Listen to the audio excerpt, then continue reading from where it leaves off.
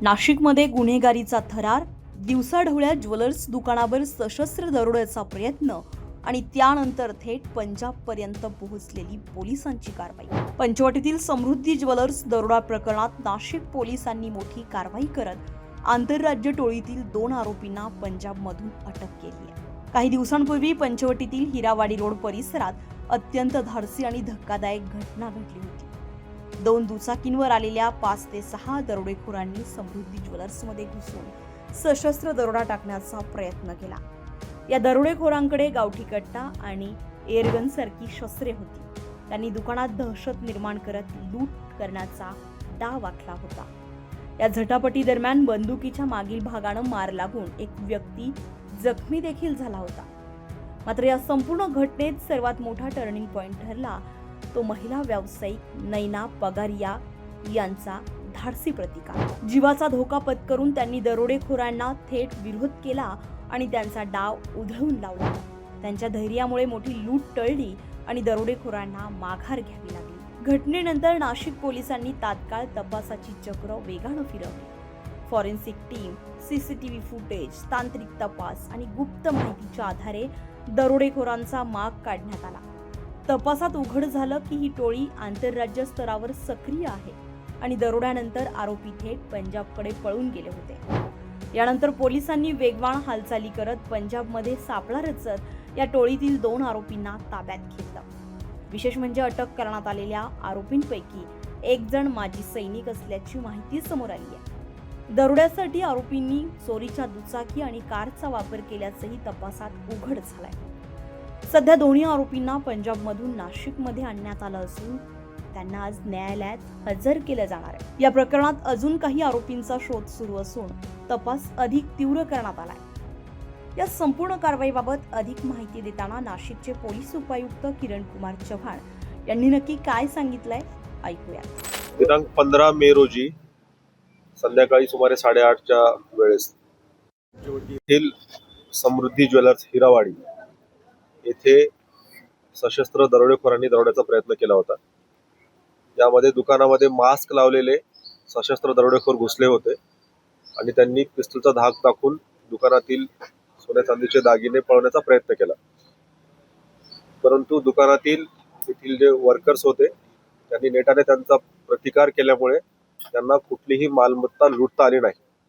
या प्रकरणामध्ये अज्ञात आरोपींच्या विरुद्ध दरोड्याचा प्रकार केल्यामुळे गुन्हा दाखल करण्यात आला होता आणि या प्रकरणामध्ये विशेष म्हणजे कुठलाही सुगावा नव्हता। या आरोपींकडे कुठलाही मोबाईल नंबर त्यांचा सुरू नव्हता। क्राइम ब्रांच युनिट 1 आणि युनिट 2 या पथकांनी अहोरात्र मेहनत घेऊन त्याचबरोबर पंचवटी पोलीस स्टेशन यांनी देखील याच्यामध्ये मेहनत घेतली। सर्वांनी मिळून 500 पेक्षा जास्त कॅमेरे, सीसीटीव्ही कॅमेरे सतत ढुंडाळले आणि त्यावरून त्यांनी आरोपींचा माग काढत शेवटी या गुन्ह्यामध्ये ज्या आरोपींनी हा गुन्हा केला अशा 6 पैकी 2 आरोपींना अटक करण्यात आलेली आहे। हे 2 आरोपी पंजाब येथील आहे, एक आरोपी मोहाली येथील आहेत आणि दुसरा एक पटियाला येथील आहे। दोनही आरोपी जे ताब्यात घेतलेत, अटक केले ते रेकॉर्डवरचे सराईत गुन्हेगार आहेत। त्यांनी वारंवार असे गुन्हे केलेले आहेत आणि विशेष म्हणजे कुठल्याही प्रकारचा सुगावा नसताना हा गुन्हा उघडकीस आणलेला आहे। आरोपींची ओळख 2010 मध्ये जेलमध्ये अंबाला जेलमध्ये झाली होती। त्यानंतर ते एकमेकांच्या संपर्कात होते। त्यांनी ठरवलं की आपण एकत्रित कुठेतरी दरोडा करायचा। त्या उद्देशाने ते पंजाबवरून निघाले। पंजाबवरून निघतानाच त्यांनी त्याच वेळेस त्यांचे मोबाईल बंद केले पोलिसांना लक्षात येऊ नये म्हणून आणि ते सुरुवातीला मुंबईला आले। मुंबईला येऊन त्यांनी परत नाशिक गाठलं। नाशिकला त्यांनी इथल्या ठिकाणांची रेकी केली। त्यांनी रेकी करून हे जे ज्वेलर्सचं दुकान आहे ते रोडवर असल्यामुळे इथून पळून जाणं सोपं आहे असं त्यांच्या लक्षात आलं आणि त्यांनी इथे दरोडा करायचं ठरवलं। त्यांनी नाशिकमध्ये इथे येऊन लॉजमध्ये थांबले। नंतर त्यांनी इथूनच 2 बाईक चोरी केल्या आणि त्या 2 बाईकवर ते त्या दुकानापर्यंत आले होते आणि दुकानामध्ये येऊन त्यांनी दरोड्याचा प्रयत्न केला। रिव्हॉल्वरचा धाक दाखवला। कारागिरांनी, वर्कर्सनी प्रतिकार केल्यामुळे त्यांना काही लुटता आलं नाही। त्यामुळे त्यांना आहे त्याच रिकाम्या हाताने त्यांना परत जावं लागलं। परंतु त्यांनी त्यावेळेस पिस्तलच्या बटनी डोक्यात मारहाण केल्यामुळे दुकानाचा कारागीर जखमी झाला होता। तो हॉस्पिटलमध्ये व्यवस्थित आहे, आउट ऑफ डेंजर आहे. परंतु कुठलाही सुगावा नसताना देखील, आरोपींकडे मोबाईल नसताना देखील फक्त तांत्रिक कौशल्य, अहोरात्र मेहनत घेऊन 500 पेक्षा जास्त CCTV 2 दिवसामध्ये बघून आरोपींचा माग काढून मुख्य 2 आरोपींना अटक केलेली आहे. तर आरोपीचा शोध सुरू आहे. नाशिकमध्ये आरोपींचं कुठलंही कनेक्शन नव्हतं. हे रेकॉर्डवरचे सराईत गुन्हेगार आहेत. ते रॅन्डमली नाशिकमध्ये आले आणि ते नाशिकमध्ये येऊन 2 दिवस सतत रेकी केली आणि त्यांनी ठरवलं की कुठल्या ठिकाणी त्यांना दरोडा करणं शक्य आहे. त्यांचं नाशिकमध्ये कुणाशी काही कनेक्शन नाही. या अगोदर त्यांच्यावर देशभरातील गुन्हे दाखल आहेत आणि त्यांच्यामध्ये मुख्यतः उत्तर भारतामध्ये अशा प्रकारचे गुन्हे दाखल आहेत.